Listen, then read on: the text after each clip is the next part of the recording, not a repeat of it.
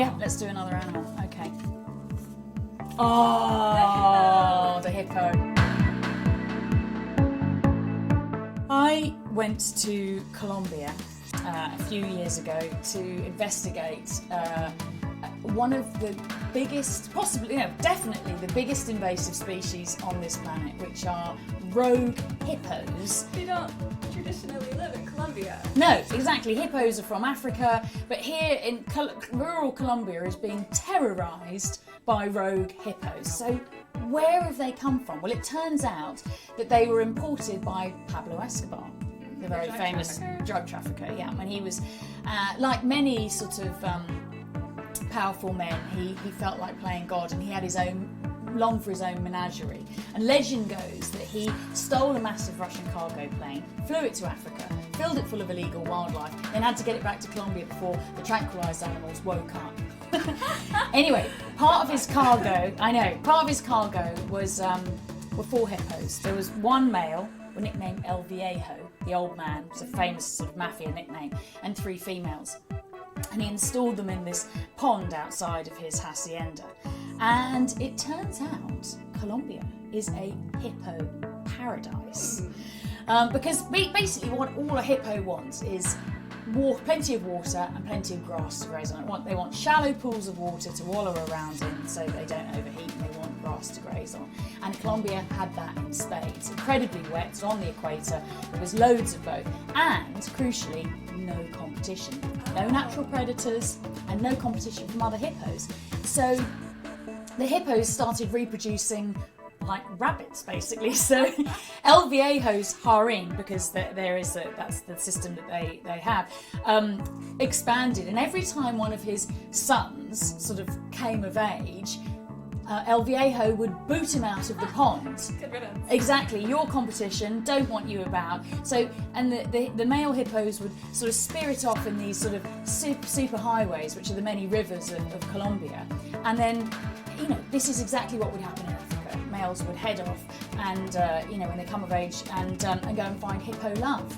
Of course, there's no hippos out there. So they're lovelorn. So these are sort of these randy rogue males, like terrorizing rural Colombia. I went to film one of these, and he was in a pond that was like about 100 yards from a kindergarten school. And I spoke to the school kids, and they were like, one of them told me that his grandmother had been chased for an hour by the beast. His grandma's in good shape. Yeah, that's true. I hadn't thought about that. What she didn't know is that she had to run in zigzags. But yeah, so I mean, it's but the extraordinary thing is, so with invasive species, the normal tactic is they are expunged. So invasive species, you have, rats are always a problem on islands, and they'll be killed. Goats on the Galapagos, for instance, they've been killed. So the general thing is you kill them. But the thing about hippos, of course, is they star in Disney movies, and so when the first hippo was put down, there was a public outcry, and so I met this man who had to implement the radical Plan B, which was a castration program. So that sounds incredibly difficult. Yeah, it is really difficult to castrate a hippo. First of all, their testicles are internal.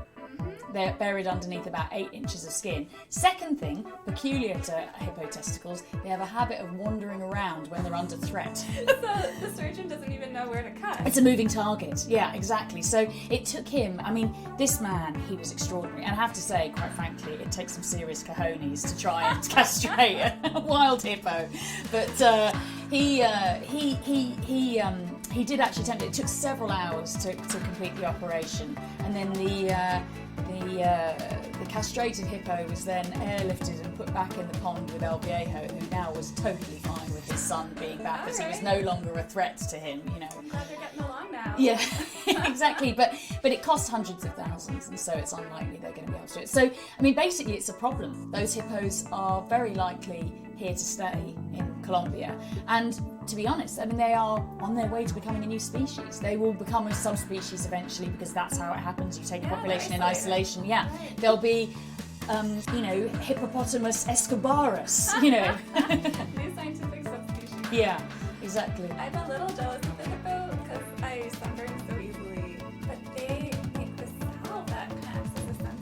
Yeah, absolutely. Yeah, it's an extraordinary thing.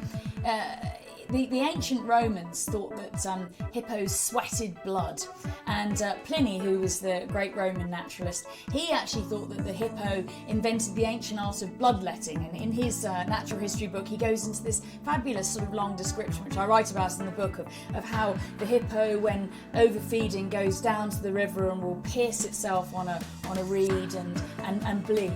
And you know, this is with a lot of the mistakes that I write about in my book, you know, it's fair enough. The first time I saw a hippo close up, which was actually at Pablo Escobar's hacienda, I thought, oh my goodness me, it's bleeding. Oh, so it really looks like blood. It really looks like they're bleeding, but they're not bleeding. It's just a crimson. It's actually they secrete this crimson liquid. It actually starts out clear, but there are unstable polymers that reflect the light and change shape as they do, and then colour the liquid red.